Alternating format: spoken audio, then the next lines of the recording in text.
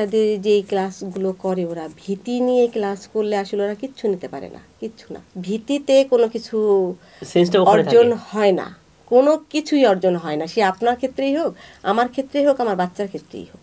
ওরা আমার বাচ্চারা আমি দেখি ছেলেদের মধ্যেও মেয়েদের মধ্যেও আমি অনেকবার মা শব্দটা শুনেছি, আম্মু শব্দটা শুনেছি। কথা বলতে গিয়ে হঠাৎ করে আম্মু বলে ফেলে, মা বলে ফেলে। আমি হঠাৎ করে দিকে তাকাই যে কিভাবে ওরা বলে ফেলে, আর আমিও ওই সময় স্তব্ধ হয়ে যাই। ওরা ওইভাবে আমাকে ফিল করে ফেলে। আমাদের নারীদের জীবনে যতগুলো বাধাবিঘ্ন থাকে, ওই বাধাবিঘ্ন থেকে কিভাবে বের হয়ে এগিয়ে যেতে হবে সেইগুলো নিয়েই লেখার চেষ্টা করেছি।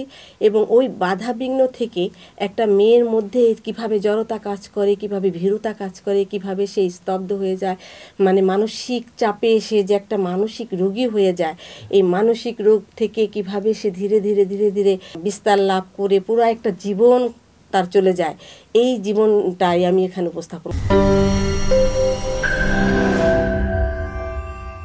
প্রিয় দর্শক, আসসালামু আলাইকুম। শাহবারু টিভির সাহিত্য অনুষ্ঠানে স্বাগত জানাচ্ছি আমি আফসার নিজাম।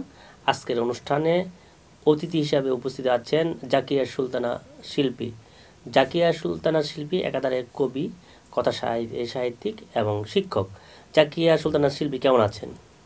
আলহামদুলিল্লাহ, ভালোই আছি। ভালোই আছেন? আপনি ভালো আছেন? হ্যাঁ, ভালো আছি। কোথা থেকে আসলেন আজ এই সকাল? ফরিদপুর থেকে। ফরিদপুর থেকে ঢাকায় চলে আসছেন। এবার কি বই মেলে বই বের হচ্ছে? জি। বইয়ের গন্ধে কি চলে আসছেন? হ্যাঁ, ওই ইমেজ তো আছেই। ইমেজে আছে। লেখালেখি শুরুটা কিভাবে? লেখালেখি শুরুটা এটা আমার ছেলেবেলায় যেটা ছিল, মামার একটা আগ্রহ ছিল। আমার একজন মামা ছিলেন, ওনার আগ্রহ ছিল, লিখতাম। নতুন কুড়ি ছিল তখন, বিভিন্ন পত্রিকাগুলো আমাকে সংগ্রহ করে দিত। সব কিছুর থেকে মানে ওই বাচ্চাদের লেখাগুলো যখন দেখতাম, তখন তো আমিও তো বাচ্চা ছিলাম, তো ওই লেখাগুলো দেখলে আমার কাছে খুব ভালো লাগতো, নিজেও চেষ্টা করতাম। আপনার বাচ্চা ছিলেন, মানতে হবে। ওই সময় ছোট ছিলাম তো, ওই সময় তো ছোট ছিলাম, তো ওগুলা দেখলে আমি অনুপ্রাণিত হইতাম। পরে নিজেও চেষ্টা করতাম লেখার, কিন্তু ওইভাবে আসলে সুযোগ হয় নাই বা প্রকাশ বা বিস্তার ঘটে নাই। পরবর্তীতে যখন আমি কলেজে উঠি, তখন কলেজ থেকে যখন আমাকে বলল যে যারা লেখালেখি করো, এক শিক্ষক বললেন, তারা কবিতা গল্প যদি লেখা দিতে চাও আমাদের সাময়িকীতে প্রকাশ হবে, মানে আমাদের যেই কলেজ সাময়িকী, ওটাই প্রকাশ হবে। তো আমি একদিন একটা কবিতা লিখে স্যারের সামনে যাই।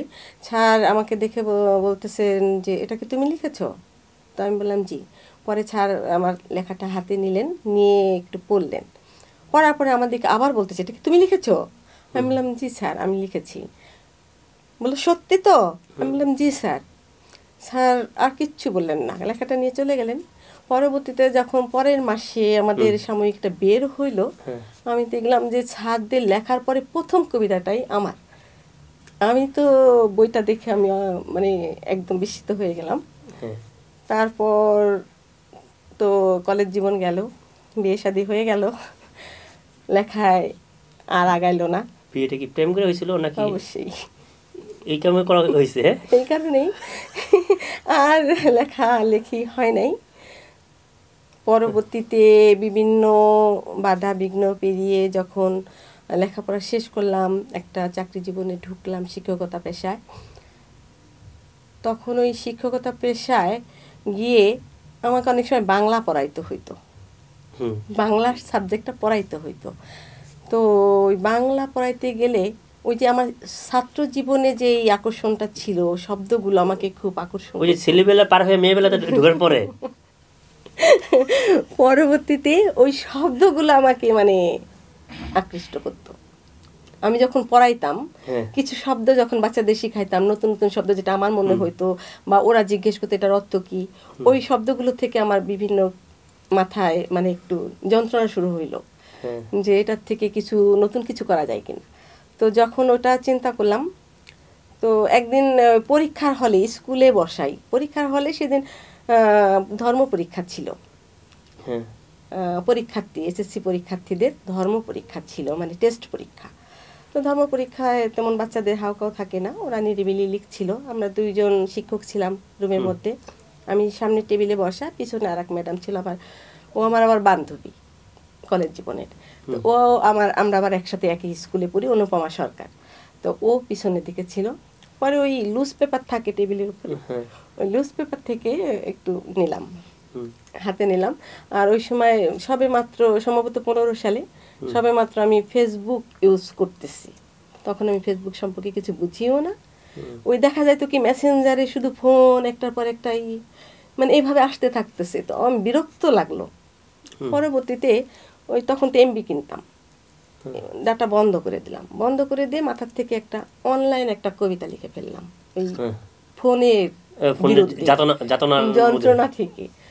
তখন ওই অটোমেটিকলি ভাবে ওই টেবিল থেকে ওখান থেকে উঠে আমি পিছনের দিকে গেলাম। পিছনের দিকে আমি বাচ্চাদের খেয়াল করতেছিলাম, আর আমার বান্ধবী মানে ওই অনুপমা সরকার ও সামনে গিয়ে বসলো। সামনে গিয়ে বসার পরে ও আমার পাতাটা উল্টানো ছিল, ও পাতাটা খুললো, খুলে দেখে কি সুন্দর একটা কবিতা। ও আমাকে ওখান থেকে অনেকক্ষণ তাকায় দেখতেছে, আমার মাথায় ওই সময় আর ওটা নাই। তো যখন আমি আবার সামনের দিকে গেলাম তখন বলতেছে এটা কে লিখেছে? আমি বললাম যে আমি। তুমি লিখছো? অনুপমা আমাকে জিজ্ঞেস করতেছে। আমি লিখলাম, ওই যে দেখো না কি ফোন আসে, এগুলো তো আমার বুঝি না, আর ফোন ধরলে তো বিপদ হতে পারে, আমার তো মাথায় যাচ্ছে যে ফোন ধরলে বিপদ হতে পারে, আমি ফোন ধরি না কেন। তো ওখান থেকে ও আমাকে বললো যে তোমার লেখাটা কিন্তু অনেক সুন্দর হয়েছে, তুমি এটাই ফেসবুকে দিয়ে দাও, দেখবে তখন আর ফোন টোন দেবে না তোমাকে। ওই যে অনলাইন কবিতাটা দিলাম, দেখলাম যে অনেকেই এই লেখাটাকে অনেক মানে গ্রহণ করলো বা অনেক ভালো হয়েছে বললো। ওই যে অনুপ্রেরণা, ওখান থেকে আবার লেখালেখি শুরু। অবশ্য পিছনে ছিলেন আমার 2জন মুরব্বী, যাদের একজন ছিলেন সুলতান আনোয়ার, নাম শুনেছেন মনে হয়। সুলতান আনোয়ার, হ্যাঁ। উনি আমার ফেসবুক আইডিতে কিভাবে যেন জয়েন হয়ে যায়, মানে বিভিন্ন কবিদের ওই ফেসবুকে লেখা দেখতে দেখতে আমি সুন্দর সুন্দর কমেন্ট করতাম, ওখান থেকে ওনার সাথে আমার হয়তো ফ্রেন্ড লিস্টে চলে আসে। তো উনি একদিন আমাকে মেসেজ করছে, আমি অনেক দিন দেখছি মেসেজ, আমি উত্তর দিই নাই, ভয় পাইতাম। তো ওইখান থেকে উনি আমাকে একদিন বললো কি আমি অনেক বয়স্ক একটা মানুষ, আমার সাথে কথা বললে তোমার কিচ্ছু হবে না, মানে এভাবেই লেখাটা লিখছে। তরুণদের সাথে কথা বলে কিছু হয় না, সে আমাকে ওভাবে বলতেছে মানে ইমপ্রেস করার জন্য, যে আমার সাথে কথা বললে তোমার কিচ্ছু হবে না, তুমি আমার সাথে একটু কথা বলো, তোমার মন্তব্যগুলো আমার অনেক ভালো লাগে, তুমি আমার কবিতায় যে মন্তব্য করো আমার অনেক ভালো লাগে, অনুপ্রেরণা দেয়, এই জন্য তোমার সাথে একটু কথা বলার ইচ্ছা।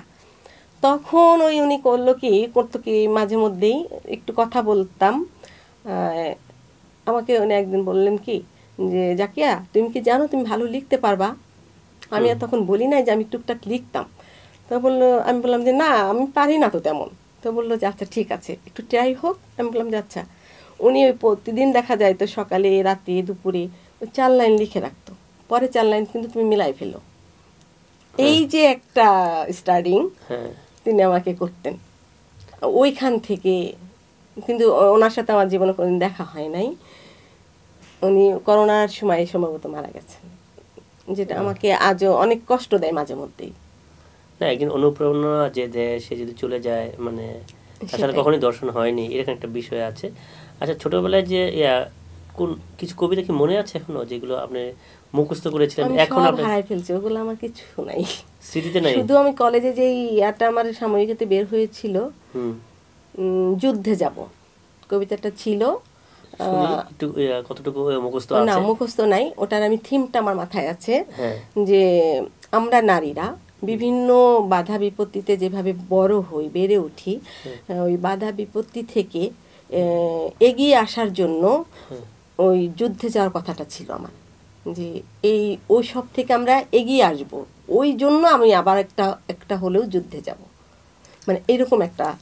এবার একটু ভিন্ন জায়গায় আপনি কথা রেস ধরে যাচ্ছি, সেটা হলো যে নারীদের যদি একটা সমাজে নারীরা পিছিয়ে থাকে, হ্যাঁ, তাহলে সেই সমাজটা অগ্রগামী হওয়াটা খুব কঠিন হয়ে যায়। হ্যাঁ, কারণ একটা জনগোষ্ঠী যদি বেকার থাকে, বা বেকার বলতে শুধু বলছি না কর্ম মানে চাকরি করাটা না, হ্যাঁ, অনেক কাজের সাথে সম্পৃক্ত, হ্যাঁ, জীবনের অনেক সাথে, সংসার থেকে শুরু করে সকল কাজের সাথে।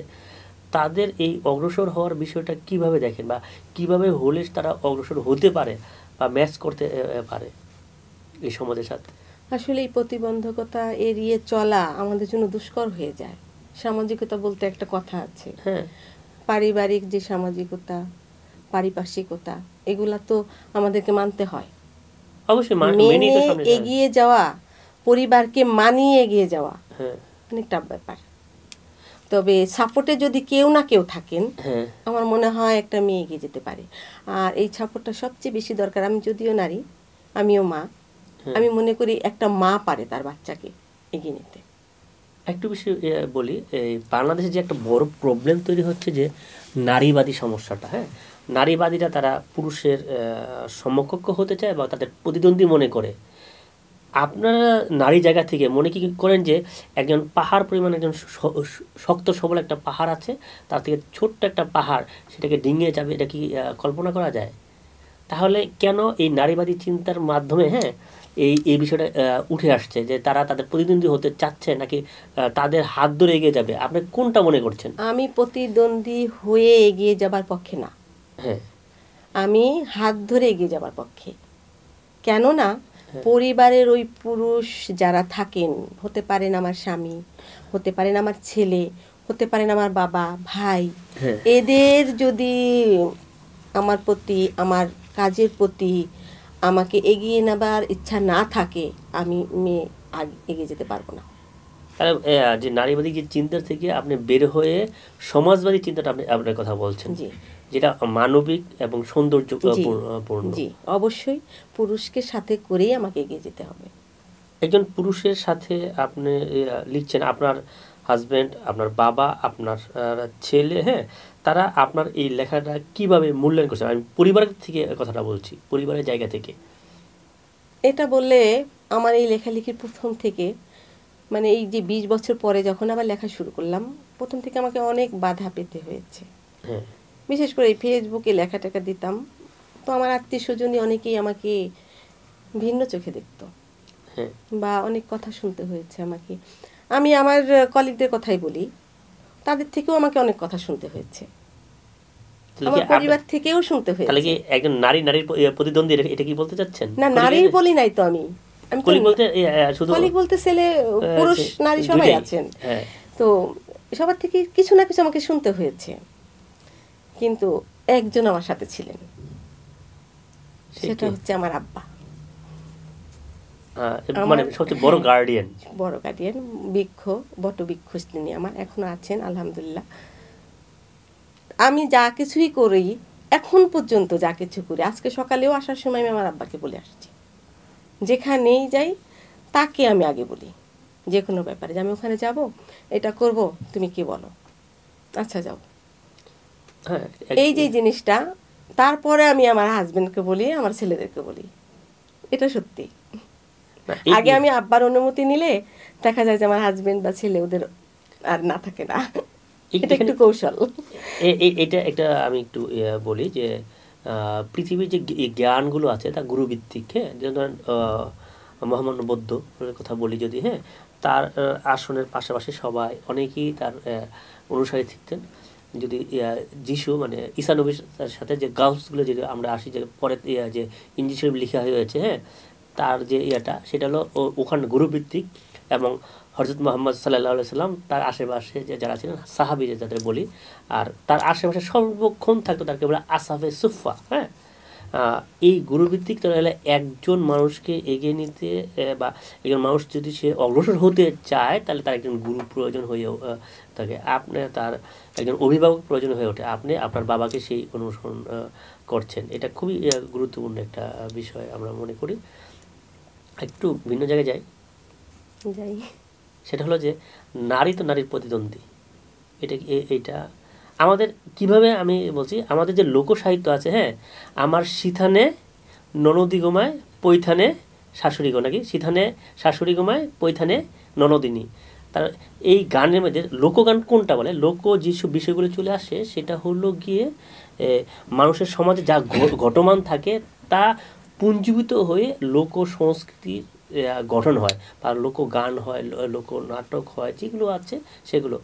এই যে তাহলে এইখানে কিন্তু তার স্বামীকে সে ব্লেম করছে না সেই গানে, সে তার দুই নারীকে আরেক নারী ব্লেম করছে। এই বিষয়টা একটু বুঝতে চাই আপনার মাধ্যমে।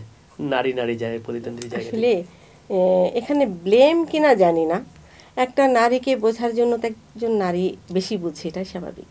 আমার মা এখানে কিন্তু যেমন প্রতিদ্বন্দ্বী কথা বলা হয়েছে, ওই গানটা বলা হয়েছে যে হ্যাঁ প্রতিদ্বন্দ্বী আছে, প্রতিদ্বন্দ্বী এসে যায়। যখন আপনি আমার পক্ষে থাকবেন তখন সেটা প্রতিদ্বন্দ্বী হবে না, যখন আমার পক্ষে থাকবেন না তখন তো সেটা প্রতিদ্বন্দ্বী হয়ে যাবে। এই ব্যাপারটা এরকমই হয়েছে। তো আর একজন নারীকে তো একজন নারী ভালো বোঝেন, যেমন একজন মা তার সন্তানকে বেশি বোঝেন, তেমনি শাশুড়ি তার ওই জীবনটা পার হয়ে গিয়েই তো শাশুড়ি হয়েছেন। হ্যাঁ, আবার ননদিনী, সে ছোট হোক আর বড় হোক, সে কিন্তু ওই জীবনটা পার করে বা করবে। হ্যাঁ, যার কারণে একটু অন্যরকম লাগে, ওইখান থেকে প্রতিদ্বন্দ্বী ভাবা শুরু হয়। কিন্তু এই প্রতিদ্বন্দ্বী যারা ভাবে, আমার এই জিনিসটা কেমন যেন লাগে, আমি প্রতিদ্বন্দ্বী ভাবি না। আমি মনে করি এদেরকে যদি কনভাইন্স করে রাখা যায়, নিজের দিকে টেনে রাখা যায়, এরাই আমাকে এগিয়ে নেবে। এই জিনিসটা আমি বুঝি, আমি ইতিবাচক বুঝি, আমি নেতিবাচক জিনিসগুলো আমাকে কম বুঝি। নেতিবাচক জিনিসগুলো আমি যেমন আমি আমার ক্ষেত্রে সবসময় নেতিবাচক জিনিসকে আমি অ্যালাউ করি না, তেমনি নেতিবাচক কোনো কিছু আমার ভালোও লাগে না। আমি নেতিবাচক কেউ যদি কিছু বলে সেটার মধ্যে আমি ইতিবাচক কী আছে সেটা খুঁজে বের করার চেষ্টা করি। ওটা ওইভাবে না হলে, ব্যাপারটা এইভাবে হলেও তো হতো, মানে যে কোনো ব্যাপার, যে ব্যাপারটা ওইটা এইভাবে হয়েছে, এভাবে না হয়ে যদি এইভাবে হতো তাহলে তো ব্যাপারটা ক্লিয়ার হয়ে যেত। এটা কি মাস্টারি চরিত্রের কারণে? আমি জানি না। আমি মূলত শিক্ষক হলো এগ্রিকালচার, কৃষি। তো আমাকে অঙ্ক ক্লাসও নিতে হয়, বাংলা ক্লাস নিতে হয়, অন্যান্য ক্লাস, যেহেতু হাই স্কুলে ওই সাবজেক্ট ওয়ারি রুটিন করা যায় না, সব স্যারকেই সব ধরনের সাবজেক্ট নিতে হয়। জসিমউদ্দিন বলছিল আমার প্রেমিকার নাক হলো লাঙলের ফলার মতো। আপনি কি সেই প্রেমিকার মতো লাঙলের ফলার মতো ধার সুন্দরী? তো জানি না, না না আমি সুন্দরী না, আমি সুন্দরী না। এগ্রিকালচার যখন করেছেন, মানে কৃষি জায়গা থেকে করেছেন, একটু ধারালো মনে হয়, সুন্দরী না। তো দেখা যায় যে আমি যখন ক্লাস নেই, যখন কোনো অঙ্ক আমি বোঝাই, আমি আমি নিজেই স্তব্ধ হয়ে যাই, বিস্মিত হয়ে যাই যে আমার ক্লাসে ওরা কিভাবে নিশ্চুপ হয়ে, আর আমি কোনো একটা নিয়ম শেখাচ্ছি, ওই নিয়মটা কিভাবে যেন ওরা প্রত্যেকেই শিখে যায় এবং কৌশল করে অল্প সময় আমি শিখিয়ে ফেলি, গল্পের মধ্যে মধ্যে। এটা একটা বড় টেকনিক, কারণ এই জিনিসটা আমি, আর ওরা এত নিশ্চুপ থাকে, স্তব্ধ থাকে, মানে গল্পের ছলে ছলে বলে ফেলেন। যেমন আমরা যখন ছোটবেলা মা বা খালা দাদি তাকে বলতাম যে একটা গল্প বলতে হবে, এক দেশে এক রাজা ছিল, আমরা নিস্তব্ধ হয়ে যেতাম। কারণ মানুষ, আল্লাহ বলছেন কোরআনে যে আমি তোমাদের গল্পের ছলে তোমাদের শিক্ষা দেয়। এই জন্য কোরআনে অনেকগুলো গল্প আছে, মানে কাহিনী আছে। আপনি কি সেই কাহিনীর মাধ্যমে তাদেরকে বোঝানোর চেষ্টা করেন? বিভিন্ন গল্প কাহিনী ওদের সাথে বলে মানে ওদের আগ্রহ কোনটায় সেটা আমি আগে বোঝার চেষ্টা করি, সেই ধরনের কথা বলে ওদেরকে আমি দিয়ে দিতে পারি। এটাই বেশিরভাগ হয়, এবং ওরা বলেও যে এটা আমাকে ম্যাম আজকে এই ব্যাপারটা আমাদেরকে একটু বলবেন, আর ওরা আমাকে খুব ফলো করে। সবসময় দেখছি তো অঙ্কের টিচাররা একটু করা হয়, আমার মনে হয় না আমি করা, আমার মনে হয় না। আর ওরাও বলে, ওরা আমার সাথে এত মিশুক, আমি নিজেই মাঝে মধ্যে অবাক হয়ে যাই। আবার টিচারদের তো দুইটা চরিত্র থাকে। আমার যে টিচার ছিল, অঙ্কের টিচার, সে ছিল পরিমল বাবু। পরিমল বাবুর সামনে থেকে হাঁটলেও ভয় পেতাম স্কুলে, আর এখন সে আমার সবচেয়ে ক্লোজ ফ্রেন্ড, মানে সে আমার টিচার। আপনি কি এই টিচারদের কি দুই জায়গায় দুইটা চরিত্র কি অনুভব হয়? আর আমার চরিত্র তো বিভিন্ন সময় বিভিন্ন রকম। ওরা আমার বাচ্চারা, আমি দেখি ছেলেদের মধ্যেও মেয়েদের মধ্যেও, আমি অনেকবার মা শব্দটা শুনেছি, আম্মু শব্দটা শুনেছি। কথা বলতে গিয়ে হঠাৎ করে আম্মু বলে ফেলে, মা বলে ফেলে, আমি হঠাৎ করে দিকে তাকাই যে কিভাবে ওরা বলে ফেলে, আর আমিও ওই সময় স্তব্ধ হয়ে যাই, ওরা ওইভাবে আমাকে ফিল করে ফেলে। মানে এটা তো দুই জায়গার থেকে হতে হয়। একটা আপনার জায়গা থেকে আরেকটা জায়গা, কারণ যে কোনো বিষয়ে দুইটা বিষয় কানেক্ট হতে হয়, যে পজিটিভ এবং নেগেটিভ কানেক্ট হওয়ার পরই লাইটটা জ্বলে ওঠে। হ্যাঁ, কিন্তু সেই লাইটটা জ্বলে ওঠার জায়গাটা আপনি তৈরি করতে পেরেছেন। ক্লাসে কী ধরনের তাদের অ্যাটিটিউডটা আপনি ফিল করেন? বললাম ওরা স্তব্ধ হয়ে শুনে, মনোযোগ দিয়ে আমার কথা শুনে। এই জিনিসটা আমাকে মাঝে মধ্যে অবাক করে, আমি জানি না কেন। আমি মাঝে মধ্যে নিজেই ভাবি, আমি ক্লাস করালাম অঙ্ক, ওরা এত নিশ্চুপ হয়ে কিভাবে ক্লাস করলো, আর নিয়মটা কিভাবে ওরা মাথায় নিয়ে নিল। গল্পের ছলে আমি মাঝে মাঝে ওদেরকেও প্রশ্ন করি, এই তোমরা আমার ক্লাস তোমাদের কেন, তোমরা এত নিশ্চুপ হয়ে ক্লাস করো কিভাবে? ম্যাম আপনার কথা শুনলেই ভালো লাগে। আমি কি করব? এই আপনার যে কলিগরা যারা আছে, অন্যান্য শিক্ষকরা, তাদের সাথে আপনার সম্পর্কটা কি? অনেক ভালো। ওই যে বললাম নেগেটিভ সবাই ছিল কম বেশি। ওই যে আমার একটা বান্ধবী ছিল, ও আমার পক্ষে ছিল, আর সবাই নেগেটিভ ছিল বেশিরভাগই, কম আর বেশি। কিন্তু এখন পুরা চেঞ্জ, এখন আমার পুরা স্টাফ আমাকে যদি কখনো কোনো ব্যাপার নিয়ে বসে যদি দেখে যে আমি ফোনে আছি বা কোনো কিছু ভাবছি, কিছু লিখছি, ওরা আমাকে ডিস্টার্ব করে না। ওরা আমাকে আরো আমার থেকে সরে যেয়ে গল্প করে বা অন্য কিছু, ওরা নিজেরাই তখন বুঝতে পারে এই জিনিসগুলা। যখন ইলহাম আসছে, মানে এখন ভাব আসছে, না এই জিনিসগুলো যখন আমি দেখি না, আমি নিজে মানে অবাক হয়ে তাকাই, মাঝে মধ্যে ভাবি ওদেরকে নিয়ে, মাঝে তোরা এত ভালো হইলি কি করে? এই যে এতগুলো লিখতেছেন, কয়টা বই বের হয়েছে? লিখি কিন্তু হয় কিনা তা তো জানি না। আমি তো হওয়ার কথা প্রশ্নই করি নাই। আমি বলছি কয়টা বই প্রকাশ হয়েছে? 5টা বই আসছে এই পর্যন্ত। 5টা বই কি কি?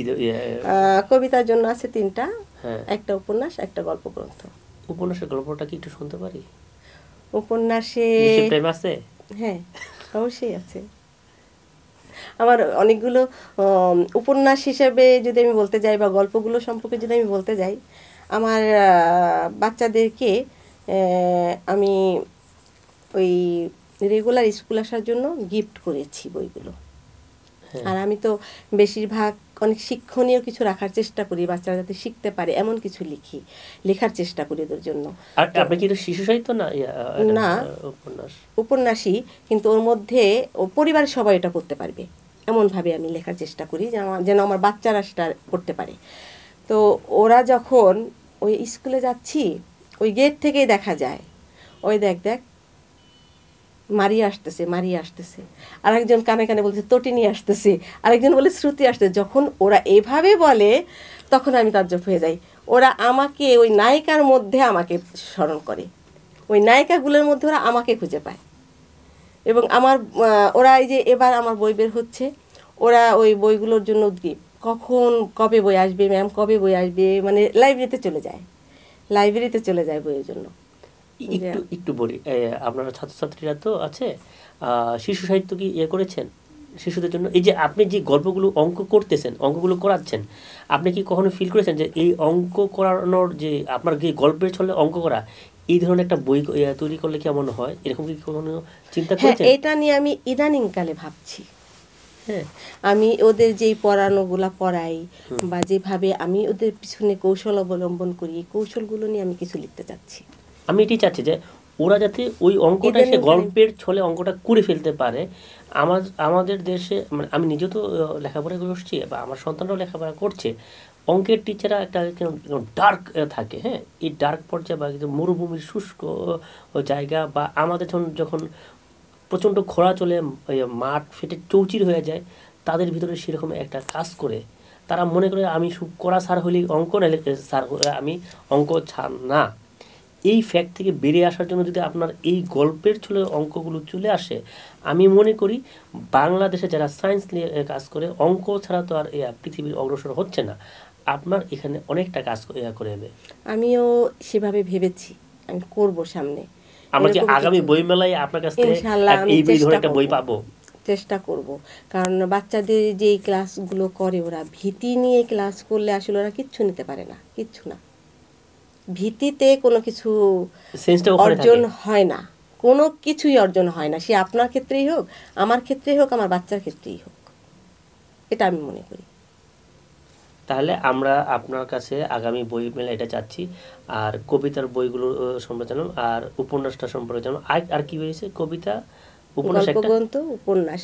গল্পগুলোর কাহিনী নির্মাণ যে করছেন আপনি, এদের চরিত্রগুলো কোথায় বেড়ে উঠছে এবং কোথায় গিয়ে শেষ করছে? এটা কি নগর কেন্দ্রিক নাকি গ্রাম কেন্দ্রিক? এটা আমার বাস্তব, এবং গ্রাম, শহর, অতীত, বর্তমান সব মিলিয়ে চেষ্টা করি তুলে ধরার। একটা গল্প আপনার ভালো লাগে আপনার গল্পগুলোর মধ্যে, একটা গল্পের আমার কাহিনী আমি 1 মিনিট শুনতে চাই। আমার লেখাগুলো তো মূলত আমার সন্তান, আমার সবকিছুই আমার আপনার লেখা সন্তানের ভালো লাগে। একটা সন্তানের গল্পটা শুনতে চাই, যেই গল্পটা 1 মিনিট আপনি বলবেন আমাদের কাছে। আচ্ছা, তাহলে ইদারিং এই যে 2025 সালে যেটা আসছে শব্দশিল্প থেকে, শ্রুতির প্রেতাত্মা, এই গল্পটা, এই উপন্যাসটা লিখেছি হলো একটা, আমাদের নারীদের জীবনে যতগুলো বাধাবিঘ্ন থাকে, ওই বাধাবিঘ্ন থেকে কিভাবে বের হয়ে এগিয়ে যেতে হবে সেইগুলো নিয়েই লেখার চেষ্টা করেছি। এবং ওই বাধাবিঘ্ন থেকে একটা মেয়ের মধ্যে কিভাবে জড়তা কাজ করে, কিভাবে ভীরুতা কাজ করে, কিভাবে সে স্তব্ধ হয়ে যায়, মানে মানসিক চাপে সে যে একটা মানসিক রোগী হয়ে যায়, এই মানসিক রোগ থেকে কিভাবে সে ধীরে ধীরে ধীরে ধীরে বিস্তার লাভ করে পুরো একটা জীবন তার চলে যায়, এই জীবনটাই আমি এখানে উপস্থাপন করার চেষ্টা করেছি। সেখানে কি কোনো সলিউশন আছে যে এটা থেকে সে ওভারকাম করবে কিভাবে? গল্পটা কি ওখানে গিয়ে শেষ হয়েছে নাকি এর মধ্য দিয়ে সে নাশ হয়েছে, মানে শেষ হয়ে গেছে? না, সে ওভারকাম শেষের জীবনে করতে পেরেছে। এবং এটা কি অত বড় তাহারা সুখে শান্তিতে বসবাস করতে থাকিল, এরকম বিষয়? সুখে শান্তিতে বসবাস করাটা আমি এখানে টানি নাই, কিন্তু ভালোভাবে তারা চলছে। অতীতের ওই সুখে শান্তিতে বসবাস করি ওইভাবে আমি টানি নাই। না, বাংলা কাহিনীর একটা বিষয় আছে যে হ্যাঁ হ্যাঁ এক দেশে একটা রাজা ছিল, পরে অনেক কাহিনী হইলো, শেষে অতঃপর তাহারা সুখে শান্তিতে বসবাস করতে থাকিল। মানে বাংলা চরিত্র সবসময় পজিটিভ চিন্তাটা তারা। আমরা যেখানে মধুসূদন যে ওখান থেকে যে মহাকাব্য নিয়ে আসলো, ট্রাজেডিক যে মহাকাব্যটা ইউরোপ থেকে আসা, কারণ ওখানে ট্রাজেডিক কাহিনীগুলো, আমাদের কিন্তু ট্রাজেডিক কাহিনী নাই। বাঙালিরা সবসময় পজিটিভ এবং সবসময় ভালো থাকতে পছন্দ করে, ভালো রাখতে পছন্দ করে। তা তো বটেই, সবাই ভালো থাকতে চায়, সবাই তো ভালো থাকতেই চাইবো, এটাই তো স্বাভাবিক। আচ্ছা, আপনি যে এই নারীদের নিয়ে কাজ করছেন, আগামী যে প্রজন্ম নারীরা আসবে তাদের সম্পর্কে আপনার বয়ানটা কি হবে, তাদের সম্পর্কে আপনার অ্যাডভাইসটা কি হবে? তাদের সম্পর্কে আমি সবসময় আমার বাচ্চাদেরকে বলি, তাদের পরিবারে যে মা ব্যক্তিটা আছেন, এই মা ব্যক্তিটাকে সচেতন করতে হবে। এই কিছু অন্ধকার, কিছু জরাজীর্ণ, কিছু ভীরুতা, এই বিভিন্ন প্রতিবন্ধকতা থেকে ওই মাকে আগে বেরিয়ে আসতে হবে, তাহলে তার পরের প্রজন্ম সে সঠিকভাবে নিতে পারবে। মা বেরিয়ে আসবে কিভাবে? মাকে বেরিয়ে আসার জন্য যতগুলো প্রতিবন্ধকতা আছে সেগুলোর থেকে উত্তরণের জন্য আমরা যদি প্রচেষ্টা করি, আমরা যদি যেমন আমি আমার বিদ্যালয়ের কথা বলতে পারি, যে আমার ইচ্ছা আছে আগামীতে যেই মা সমাবেশগুলো আমরা করব, সেখানে আমি আমার কিছু কথা বলবো তাদেরকে জানানোর জন্য, তাদের দেবার জন্য, যে তারা যাতে ওখান থেকে বের হয়ে আসতে পারে, তাদের মেয়ে বাচ্চাটার সব দিকে যাতে যত্ন নিতে পারে। ওই অল্প বয়সে, আমি তো একটা গ্রামের মধ্যেই আছি, দেখা যায় যে আমি 6-এ গতবারও আমি 7টা মেয়েকে হারিয়েছি। এভাবেই হয়, মেয়েগুলো সরে যায়, চলে যায়, দিয়ে দেয়া হয়, বিয়ে দেওয়া হয়। এই যে ওদের যে আমরা হারিয়ে ফেলি, এর মধ্যে অনেক ভালো মেধাবী থাকে, অনেক মেধাবী থাকে, যে মেধাবীগুলোর জন্য খুব কান্না পায়, মাঝে মাঝে খুব কষ্ট পাই, কিন্তু ওইখানে আমি গিয়ে একা কিছু করতে পারতেছি না। এখানে যদি আমরা শিক্ষকরা মিলে আমাদের এই যে সমাবেশগুলো হয়, গার্ডিয়ান সমাবেশ, সেখানে যদি আমরা এগুলো তুলে ধরতে পারি, আমার মনে হয়। গার্ডিয়ান সমাবেশ কয়দিনে করেন আপনারা? মাসে একবার তো হয়, কিন্তু সে তো কোনো গার্ডিয়ান যায় না। এখন আসছে, এখন আসার ব্যবস্থা আমরা করছি, আমরা সেভাবে চেষ্টা করছি গার্ডিয়ানদের আনতে এবং তাদের সাথে কথা বলার, যাতে আমার অনেক মেধাবী, আর শুধু মেধাবীরাই যে অনেক কিছু করে ফেলে তা কিন্তু না, ফার্স্ট সেকেন্ড থার্ড হলেই যে সে আমার অনেক কিছু করে ফেলতেছে তা কিন্তু না। আমার পিছনের একটা বাচ্চাও কিন্তু 6-এ আমি যখন দেখছি আমি একটা বাচ্চা কিচ্ছু পারতেছে না, 9-10-এ যাওয়ার পরে দেখবেন যে অন্যরকম সম্পূর্ণ ভিন্ন, পুরা প্রথম দিকে চলে আসছে নিবিড় যত্নে। না আমরা নিবিড় যত্নে কিন্তু সেটা চলে আসে, পরিবারেরও ভূমিকা থাকে সেখানে। তো এই জিনিসটা যদি আমরা আন্তরিকভাবে করি, নিজের সন্তান হিসেবে করি, তাহলে আমার মনে হয় এখান থেকে বেরিয়ে আসা সম্ভব। আমি এই একটা প্রশ্ন, আপনি শিক্ষক তো, আমি অভিভাবক, হ্যাঁ প্রশ্ন করব? করেন। আচ্ছা, যখন আমার সন্তানটা দিলাম আপনার কাছে পাঠ করে, আপনি স্কুলে পাঠ করার জন্য, আমার সন্তানটা ফেল করলো, আপনি আমাদের অভিভাবককে ডেকে নিয়ে অনেক কথা শুনিয়ে দিলেন যে আপনার ছেলে পারো না। আমি যে এতগুলো টাকা দিলাম আপনার স্কুলে, আমি তো আপনার কাছে হিসাব নেব, উল্টা আপনি আমার কাছে হিসাব নিচ্ছেন যে আপনার ছেলে ফেল করছে, আপনার ছেলে আমার স্কুলতে নিয়ে যান, আপনার টিসি দিয়ে দেবো। অথচ আমার আমি তো কেস করা উচিত যে আপনি আমার সন্তানকে পাশ করাতে পারেন নাই, আপনি ঠিকমতো লেখাপড়া করেন না, কারণ আপনাকে লেখাপড়ার জন্যই আমি দায়িত্ব দিয়েছি এবং টাকা দিয়েছি। তাহলে আপনি যে এই উল্টা চরিত্রটা আপনারা শিক্ষকরা করছেন, এটা কেন? আপনার কথাটা যৌক্তিক। আমি আগেও বলেছি আমি নেগেটিভটা নেই না, আপনি পজিটিভলি ভাবে বলেন। আমি পজিটিভলি ভাবে এটা নেই যে একজন গার্ডিয়ান হিসেবে আপনি আপনার বাচ্চাকে আমার কাছে দিয়েছেন, আপনি তারপরে আপনার যে দায়িত্বগুলো সেটাও যদি আপনাকে আমি ফলো করার চেষ্টা করাবো, বলবো যে মাসে একদিন অন্তত ফোন দিবেন, ওর খোঁজ খবর নেবেন, ও কিসে পারছে না, কোথায় কোথায় ও বাধা পাচ্ছে সেটা আমি আপনাকে অবগত করব, সবসময় অবগত করার চেষ্টা করব। এটি তো দায়িত্ব। হ্যাঁ হ্যাঁ, আমি চেষ্টা করব। আমি সবসময় যদি আপনাকে অবগত করার চেষ্টা করি তখন কিন্তু আমার ফল থাকবে না। আর যদি আমি অবগত না করি আপনি তো আমাকে প্রশ্ন করবেনই, এটা তো আপনার অধিকার না। বেশিরভাগ সময় দেখছি টিচাররা এই ধরনের একটা আচরণ করে আসছে না, এটার পক্ষে আমি না, এইটা পাল্টানো দরকার। কারণ জবাবদিহি আমার বাচ্চাটা করবে তো শিক্ষক। আমার বাচ্চাটা কোথায় দুর্বল, ও কোথায় বাধা হয়ে আছে, এটা তো গার্ডিয়ান হিসেবে আমি জানবো না, ওখানে আমাকে খুঁজে বের করতে হবে। হ্যাঁ, ওটা আমার খুঁজে বের করতে হবে, কারণ আপনাকে সেটা বিজ্ঞান তো সেটাই বলে, কারণ আগে খুঁজে বের করুন তারপর এগিয়ে যান। ঠিক আছে, আপনাকে ধন্যবাদ যে আপনি এটা স্বীকার করে নিলেন। অনেকে স্বীকার করতে চায় না যে তাদের কোনো ব্যাপার না, কারণ তারা মনে করে যে আমরা শুধু স্কুলে আসবে আর যাবে আর পড়বে হলো আপনার বাসায়। আপনি তবে এখানে একটা প্রতিবন্ধকতা আমাদের আছে, বাধা আছে। কোনটা? আমাদের ক্লাসে যখন দেখা যায় যে 70-80টা বাচ্চা পড়ে, তখন অতগুলো বাচ্চা তো আমরা টেক কেয়ার করতে পারি না। তবে আমি ক্লাস টিচার হিসাবে আমি জানি কোন বাচ্চাটা রেগুলার আসতেছে না, কোন বাচ্চাটা কোন দিকে দুর্বল, কোন দিকে পিছিয়ে যাচ্ছে, এটা আমার জানা উচিত অবশ্যই। শ্রেণী শিক্ষক হিসেবে আমি যখন চাকরি করছি তখন আমি আমার সম্পর্কটা পুরোটা জানতে চাই, আমার অফিস আমাকে বুঝে নিচ্ছে, কিন্তু আপনি যেখানে চাকরি করেন সেটা আপনারা বুঝে দিতে পারছেন না। আমি যদি ফাইলটা না ছাড়তে পারি তাতে আমি তো ডিফল্ট। অবশ্যই ধন্যবাদ। একটু কড়া প্রশ্ন করলাম, কোনো সমস্যা নেই, কোনো সমস্যা নেই, আমি অ্যাকসেপ্ট করে নিতে জানি। আমরা আপনার শিক্ষকতা জীবন, বিশেষ করে বেড়ে ওঠার জায়গাটা, ওই ছেলেবেলাটা আর কি, মেয়েবেলাটা না কিন্তু, ছেলেবেলা মেয়েবেলা যেটাই বলেন ওইটা সম্পর্কে আমরাই তো ওইটাও জানলাম, এবং একজন শিক্ষক হিসেবে তার ছাত্র ছাত্রীর সাথে কী ধরনের সম্পর্ক হওয়া উচিত সেটাও জানলাম। এমন শেষ পর্যায়ে আমরা আসতে চাচ্ছি যে আপনার আমার দর্শকের আপনার কোনো অ্যাডভাইস যদি থাকে বা কোনো চিন্তা থাকে তাহলে আপনি কথা বলতে পারেন।